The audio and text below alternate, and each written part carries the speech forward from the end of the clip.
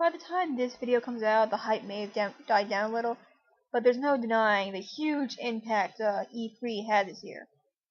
This is really going to be a fantastic year, not just for video games, but for gamers, for classic series. It's going to be a whole lot of fun. That said, as this is a Disney series vlog kind of thing, I'm going to be talking a little bit about Disney Infinity. Again, it's unfair of me to make an opinion of something even though it hasn't really come out, but this is the internet, and that happens all the time.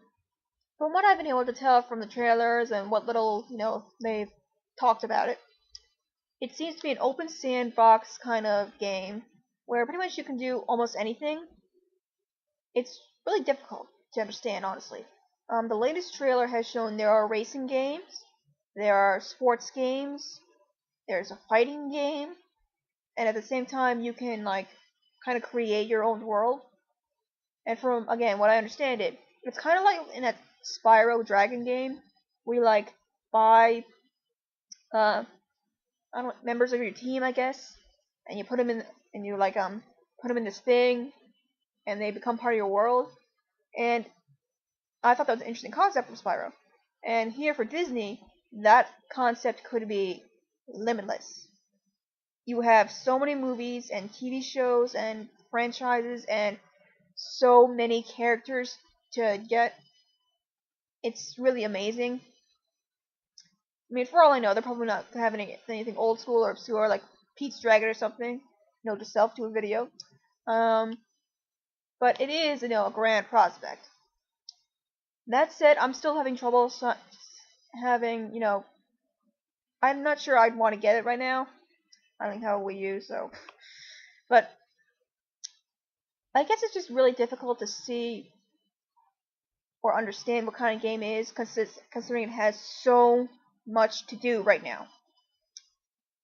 I mean, I think a Disney fighting game would be really interesting. I think a Disney racing game would be really interesting. They've had a few sports games, I'm not interested in any sports in general, so I really can't talk about that. But those two concepts are very interesting. So to have them all mesh together kind of makes me worried, because if you have so much stuff, it may be possible that they're not all great, that you focus on having so many things, you don't focus on making sure each thing is great. From what I've seen in the trailer, their expressions rarely change. They kind of stay on one set face all the time, which is kind of disappointing. And again, this is the only one I've seen of the trailers. This could very well change in the last minute progressions of the game or something. The creation of a world is an intriguing concept. I'm just not sure how that's going to be pulled off. Because, well, like I said, it's difficult to know what you're going to do in the game. If you put, let's say, Tortuga over here, and Monster University, next to it, do they have an effect on each other? Does that have an effect on characters, on the game? Or is it just randomly putting things anywhere and just, having shits and giggles at that? That's why I'm a little wary. I'm going to wait a little while to see if there's anything worthwhile, I guess.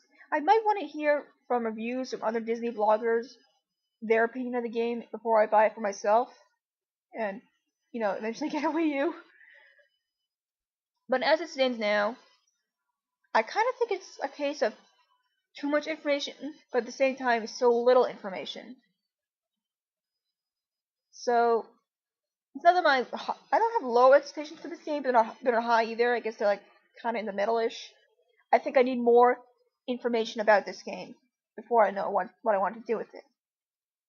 As it stands now, I don't have much of an interest in buying it.